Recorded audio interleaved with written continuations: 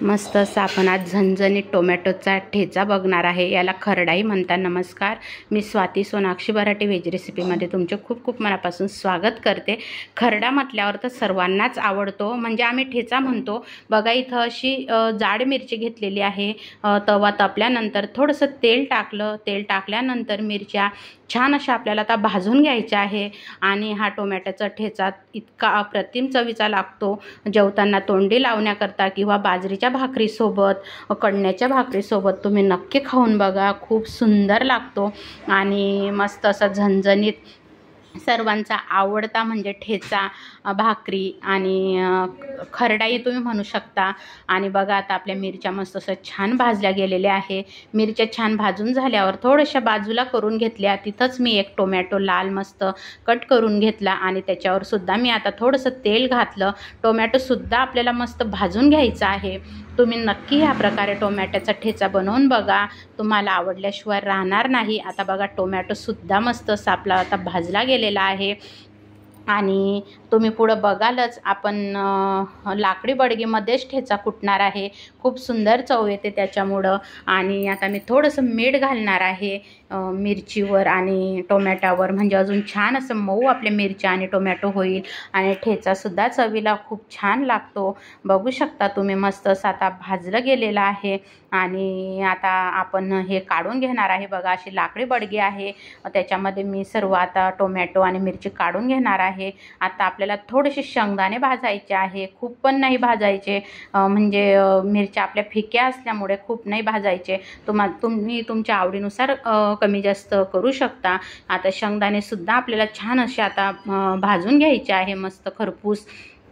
आणि तुम्ही नक्की ही रेसिपी ट्राय करा आणि मला सांगा। आता बघा आपले शेंगदाणेसुद्धा भाजले गेले आहे। मी असे बघा लाकडी बडगीमध्ये काढून घेतले। आता इथं मस्त असा गावठी लसूण घेतलेला आहे आणि छान असा 1 ते 1.5 कांदा घेतला आहे, म्हणजे लसणामुळे छान अशी चव येते ठेच्याला। आणि आता मस्त ठेचून घ्यायचं आहे आपलं लसूण, टोमॅटो, मिरची, शेंगदाणे आणि मीठ तर आपण आधीच टाकलेलं आहे मिरचीवर। आणि असा ठेचलेला ठेचा तर अप्रतिम चवीचा लागतो।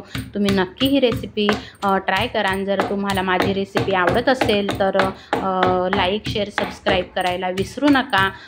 लाईक करत जा आणि व्हिडिओ शेअर पण करा, सबस्क्राईब करा।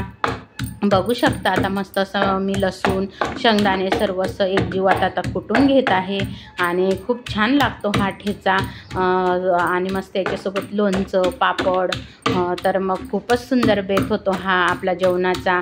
आणि कणण्याच्या भाकरीसोबत पण खूप सुंदर लागतो, गरम गरम बाजरीच्या भाकरीसोबत। तुम्ही नक्की असा ठेचा टोमॅटोचा बनवून बघा। आणि जर तुम्हाला अजून टोमॅटो जास्तच हवं असेल तर तुम्ही 2 टोमॅटोंचा वापर करा। आणि बघू शकता आता आपला ठेचा पूर्ण मस्त असा आता कुटून झालेला आहे आणि खूप सुंदर लागतो असा हाताने कुटलेला ठेचा। मिक्सरला फिरवल्यापेक्षा खूप छान लागतो। आणि आता एकजीव मस्त आपला ठेचा झालेला आहे। खूप पण बारीक नाही करायचा आणि खूप पण जाड नाही ठेवायचा। मस्त असं बघा आपला ठेचा आता तयार होत आहे।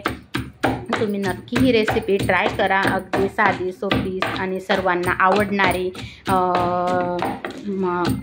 आवडणारा ठेचा आहे।